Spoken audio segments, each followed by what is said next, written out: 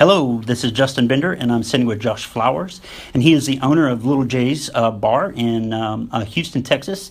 It's located off of Washington Avenue. It's one of my favorite places to go. Josh, how you doing today, man? Doing very well. So, I've kind of briefed you on why we're here, and after a little arm twisting and a promise of lunch, you decided to come talk to us, and I'm just going to ask you a couple of questions. First question that we have is, how long has Little J's been in business?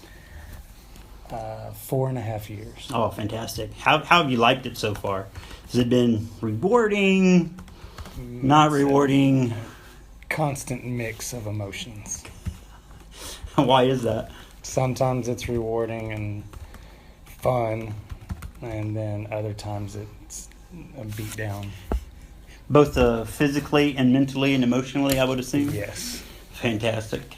What was your motivation for going into the industry? I started in the industry, I think at 17. Mm-hmm. Kept getting away from it, trying to grow up, I guess. And then once I was fully grown up, I realized that's where I needed to be back as a grown up, I guess. I don't know how to explain it. I read the book Outliers, and my brother questioned what I had 10,000 hours in. And I said, people.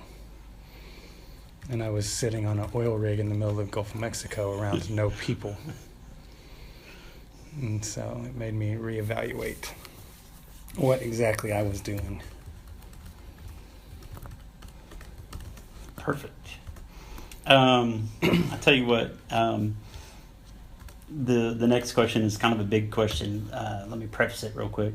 Little J's is, a great bar. It's got great atmosphere. I love it. But it is still a business, right? Mm-hmm. It's something that you've, put your life into completely. Do you have a formal mission statement, so to speak, for the establishment? I do. I can email it to you. Perfect. We have a mission statement, and our acronym is HOME, because we want our bar to make people feel like they're at home. And one of our, it's honesty. Is it? I can't remember what the O is. And it's based on basically being involved with the community outreach, and being one with the neighborhood, to where it's Mm-hmm. we're not just another business, we're actually a part of the community.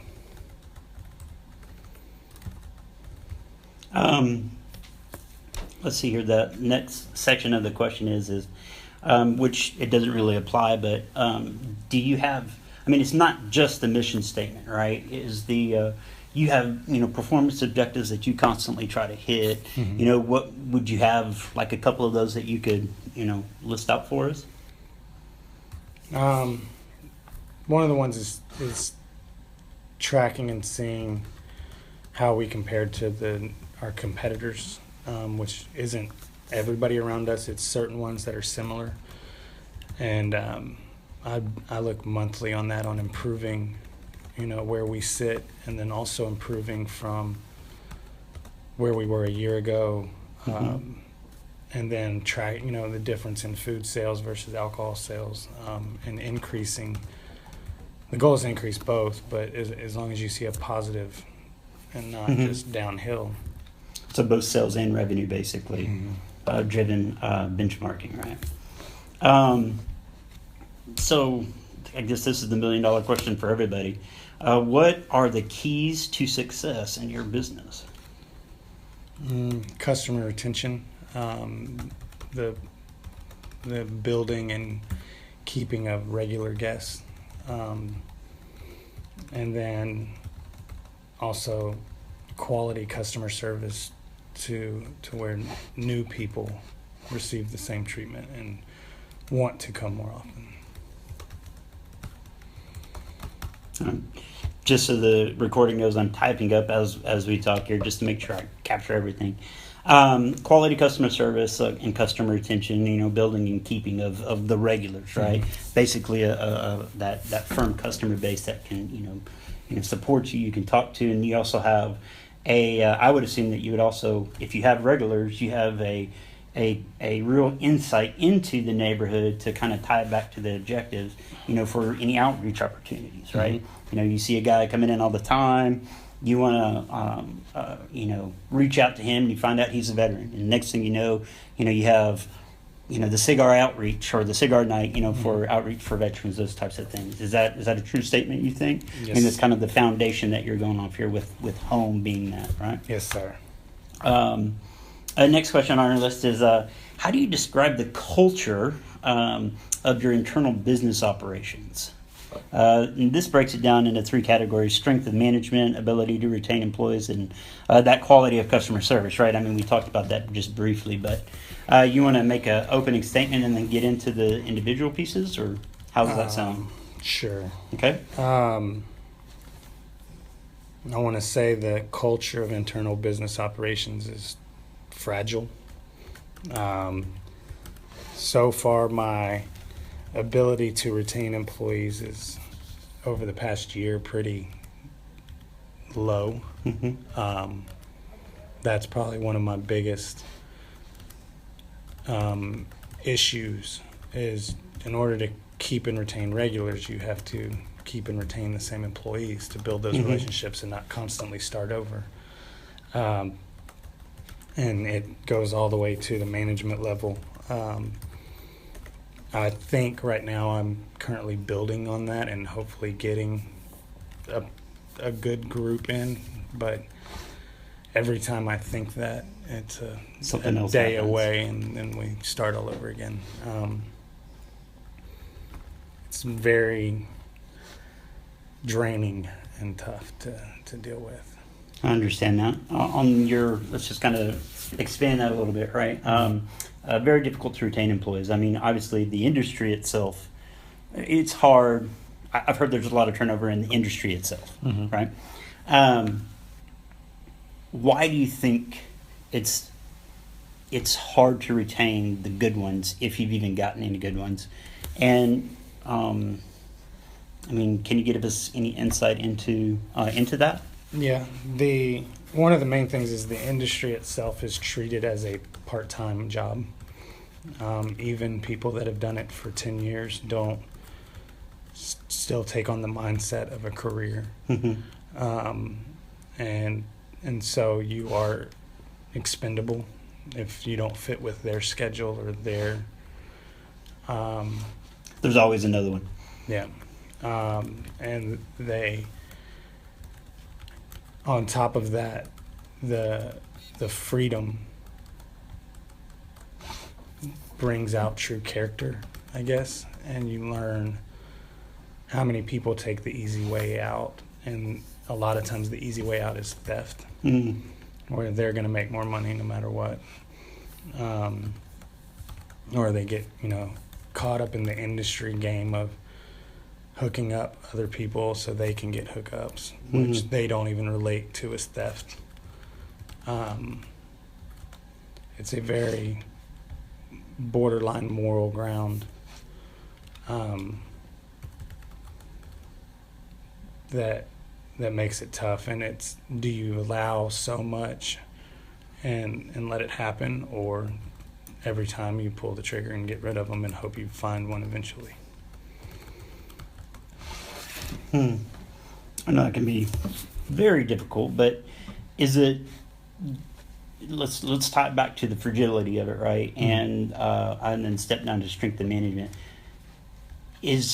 Would it be better if you had like one super awesome manager to be there all the time to kind of put the thumb, or is it just inherent behavior that is inherent to the industry?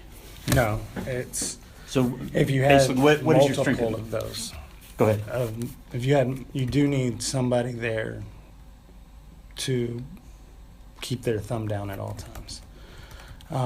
But if it's one person, they're going to get burnt out because it's so many hours. So you need multiple of those because the staff acts as their manager. If the manager is diligent and monitoring and active and constantly there as a business, as a job, that's how the staff is going to perform.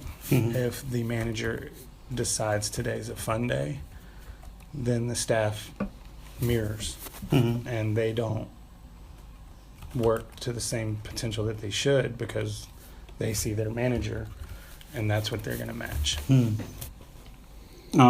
You said something really good there. Staff is a reflection, right, of their management. What about your current management? How do you think they're Very new. okay? One is showing good signs, and he was a chef, and so I think coming from the back of house helps. And he has the dedication and commitment to the company. It's the knowledge of the overall business that he still has to learn and grasp that there is more than, taking inventory. It's in order to have sales, you have to have customers, and so you have to get customers in.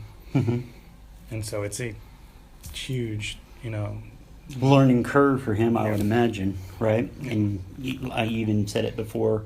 You need more of him, even though he is new.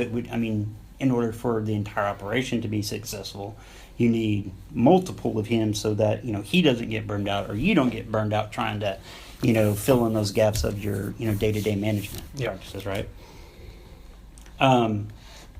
What about quality of customer service, right? How is that culture like in your in your establishment?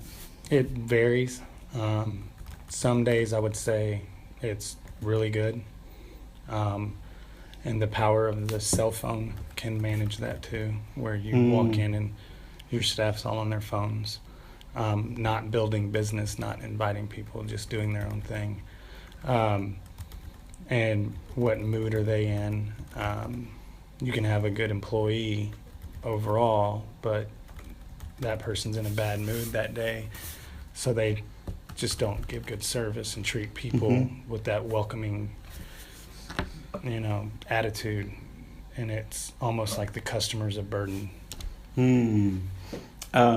That's disappointing to think of it, that they would think that way, especially if it's their source of income, it's their job, But then it goes back up to your ability to retain employees, right? They still think of it as part-time. It's an industry issue as well. But going back to customer service and the quality and culture, how do you drive that high level, or how do you set the expectations, right? What do you do to set the expectations in your culture? One, we reiterate it. Weekly. I have a leadership team that we have weekly meetings, and the number one thing that I reiterate every week is everybody that walks through that door is paying your bills. And I was treat them that way. They should be welcomed when they come in. They should be constantly treated that they chose us over somebody else, or chose us as their location to spend their money that they worked for. And if we do that and we look at each person like that, it doesn't matter if they're rude or whatever. We need to treat them just like they're at home and being catered to, because that's what they chose. If they wanted to cook their own food, they would have done it at home. If they wanted to pour their own drink, they would have done it at home. Instead, they're pulling out their money and saying, "Hey, do it for me." And it should be an honor to think, hey, they could go next door, they could go down the street, they could do this, but instead they chose to come here. And so let's honor that and give them that same respect to entice them to want to come again and make that decision over and over again. Wow, fantastic. And you've had some great servers there before, right? Just shameless plug. Every time I go, we always have great service. right? Hmm. Always. But I mean, there are just some knuckleheads out there that don't take their job seriously, I would imagine, as well, Exactly. right? Okay, so here's another $1 million question. What sets you apart from the other bars in the area? I think the main thing is our quality of food. Um, we surprise people a lot of times where they're expecting a frozen bar food Yeah. item, and all of our food is high quality, in-house made.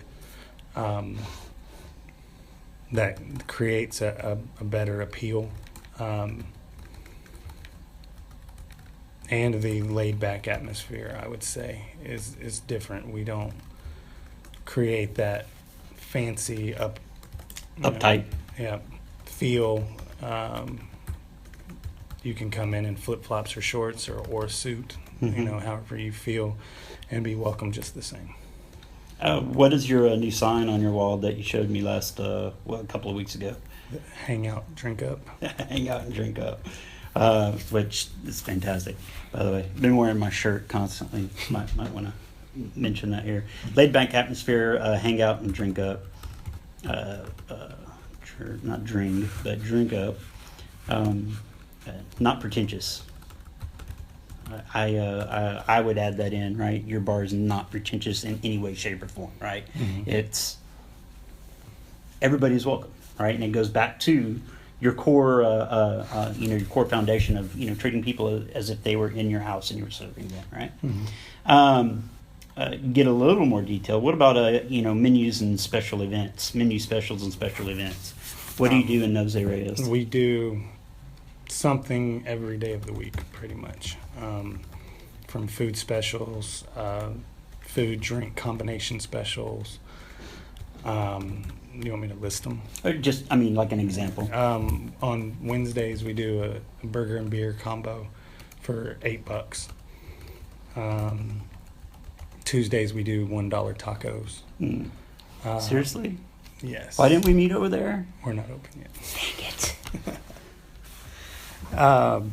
And then we do like a reverse happy hour to entice the service industry to come out when they get off work during the week. Most other restaurants close, 10, 11. So their happy hour time is later than the normal.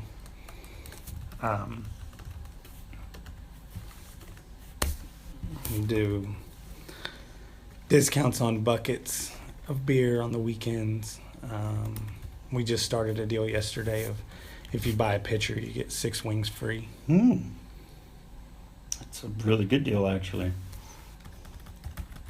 I liked what you also said, like kind of catering to the service industry, right? That's another way that you kind of set yourself apart from the others. It's showing that, hey, we really do care about you, and I would assume that's a way to draw people in to your employment that you can show. I really like that.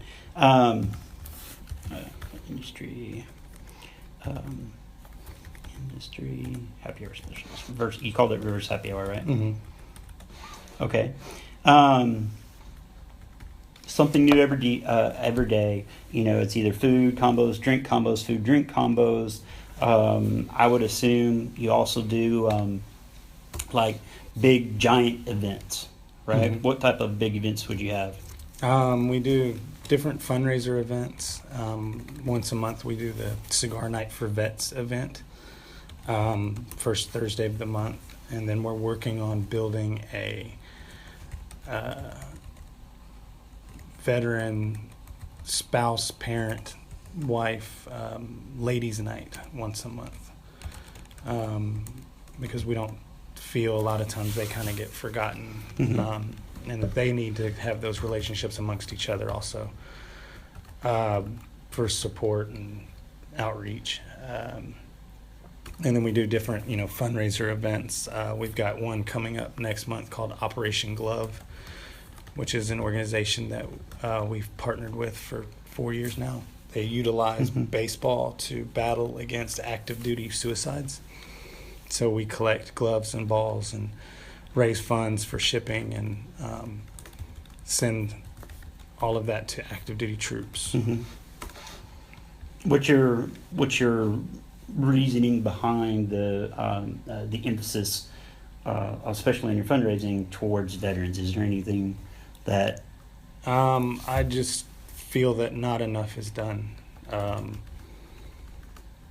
When you get a platform or an opportunity, to actually honor a group, first responders, people that selflessly, sacrifice every day, and then to come home, many of them are treated that they should be just like everybody else, and they're clearly not. And so for them to be able to come somewhere and feel honored and respected for what they've done is very important, I think. and it ties into your core goal, and treating your customers as your family, like they were coming into your home, and you would want to do that for your family, right?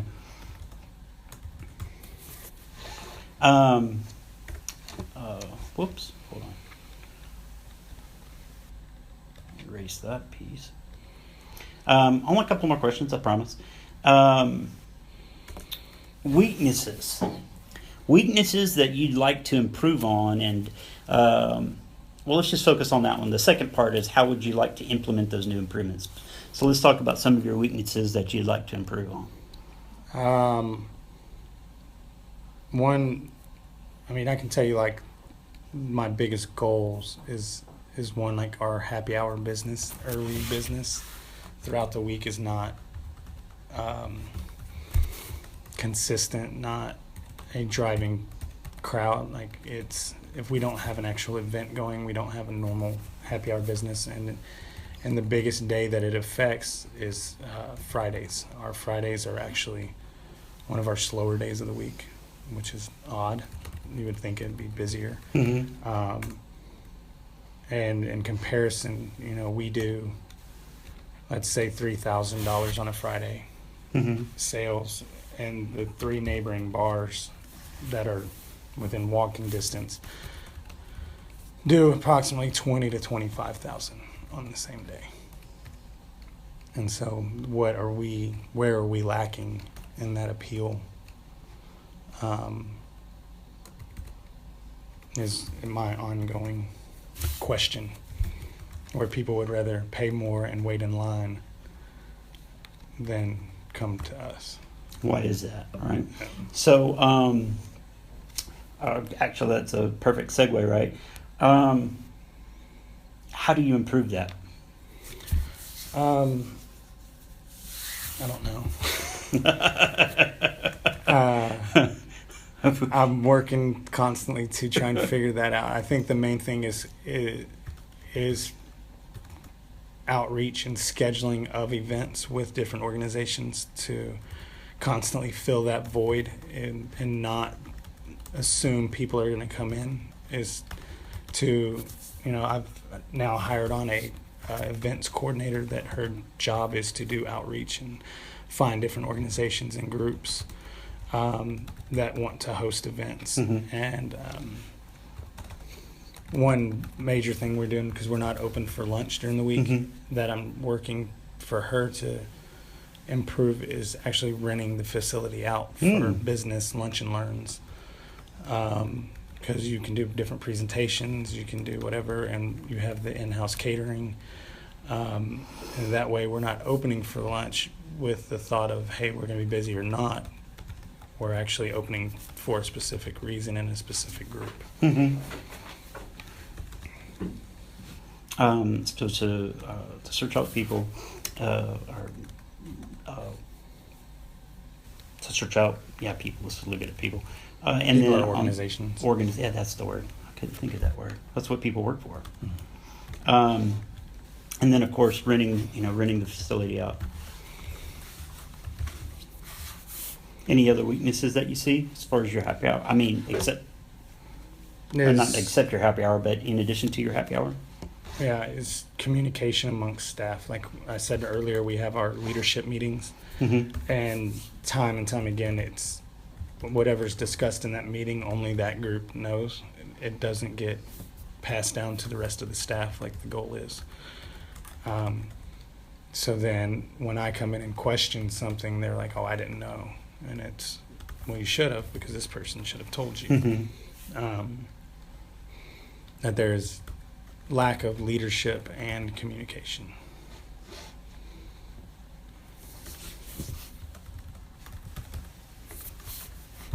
So what are you going to do to fix that? Is it more of the expectation things? I expect you to tell your staff this, or how do you plan on fixing that? We've created it's a GroupMe app Yeah. to where I can visually see communication.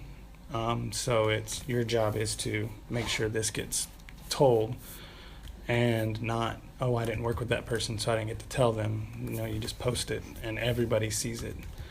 To where then when I ask somebody, they say I didn't know, and the evidence is there. So it shouldn't be that. And then I think there needs to be a more consistent testing and evaluation of staff to make sure they know knowledge of products, knowledge of specialty items, knowledge of the special events. Because if they don't know and a customer questions, that immediately makes the customer doubt the business. All right. How do you plan on doing that? Working a whole lot more. you need some better management, brother. Yeah. But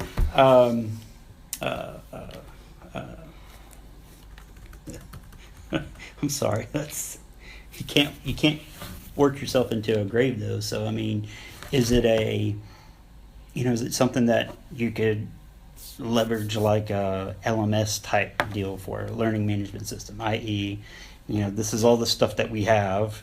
You need to know this. Have them take a test, right? Mm-hmm. And then, have that as part of your initial, hiring process, right? And then, as far as your, your consistent approaches, quiz them on it regularly or something to that effect, right? I mean, there's a couple of ways around that. Say they know. All right. Let's do that. Moving on. All right. How has Little J's partnership with Bourbon and Bacon improved the business? Little J's and Bourbon and Bacon are not partnered. That was a 1-year run, and it was a good thing and a bad thing. The learning that Bourbon and Bacon as an organization didn't understand the business as a whole actually began to cost me money. So then, and just so they, Bourbon and Bacon was a outsourced kitchen that rented our kitchen as their own business. Mm-hmm. And so then once I bought them out, I did the ever so easy, knowledgeable, bad decision of continuing to let them run the kitchen. Just now it was mine. And so it, over the next 9 months, cost me even more money because I still let them do it their way. And we've now gone in and we are working to remedy that with different cost evaluations, different methods of reducing food cost, from not buying little stuff like your shredded lettuce, where we can buy a head of lettuce for half the cost and cut it ourselves. Not buying so much bulk to where we reduce waste, because purchasing it that way is easier, instead of having more efficient staff that instead of having downtime they're able to prep and utilize that same cost just using it elsewhere. And inventory tracking a little bit better with as far as the kitchen goes, because there was they had the recipes and the knowledge of cooking. Bourbon and Bacon did, Mhm. but the business structure is what they didn't have Right. of labor cost, food cost, the proper numbers management of it, where Right. this costs too much. And well, you can't. Their answer is, well, we need a quality person, and we can't get a quality person for this price. Hmm. Um, Well, you should know this. I'm sure is what Yeah. you're thinking in your head, right? And so they, the generating of business, they didn't really do. They did, it just was a bad partnership.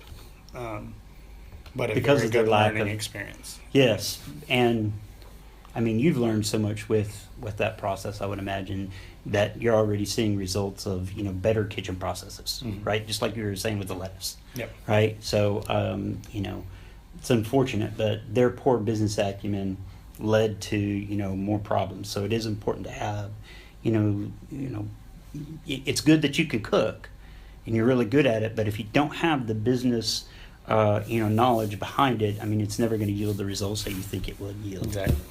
What are your thoughts of expanding your brand and location? One of the notes that they have here is, brewing your own craft beer, opening up a chain. The goal is to open more, but it's doing it in the right way, not just opening more to open more. Mhm. Because sometimes if you think you can grow, you're just setting yourself up for failure because you outgrow your own processes. Right. And so right now I'm learning how to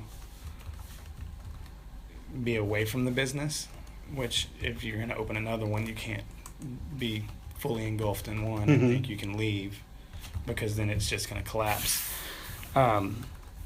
As far as brewing my own craft beer, I think that would just be setting myself up for a lot more work.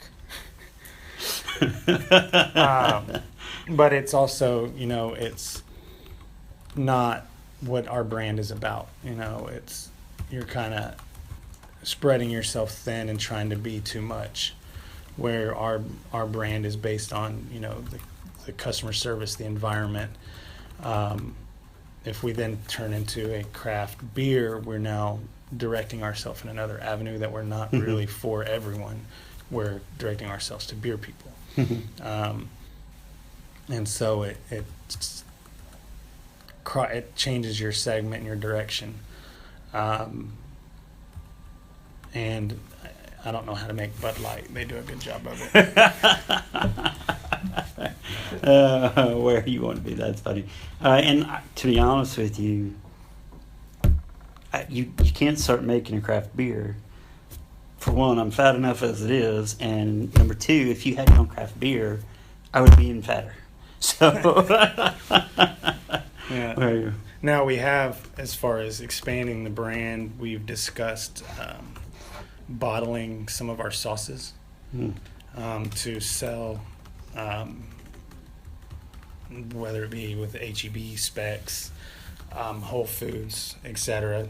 But I've stepped away from that for now because I've been focusing on getting staff organized and orderly, and so I haven't had the time to even research the bottling, the ingredients, the FDA stuff. It turns into a big deal. Mhm. Yeah, and what you say, what you said about your goal, opening Little J's, it's never going to happen if you don't have, your solid processes, solid proven processes in place, and the people to manage those processes, Mhm. right? And before you can even think about, bottling, sauces or, opening up a new restaurant, because, like you said, I mean, you can't be in two places at once, right? So that's your focus right now, but that is a thought for the future. Yes. All right. What else we got here? That's all the questions I got. Do you have any other general statements you'd like to, share with us? And Anybody that listens to this recording needs to be a customer. you got We'll it. see you soon. Well, got it. I will. I will make sure the team knows that for sure. All right, Josh. I appreciate your time. It's very appreciated, and we all look forward to after the semester getting together at Little J's and having a pint. Sounds good. Thank you.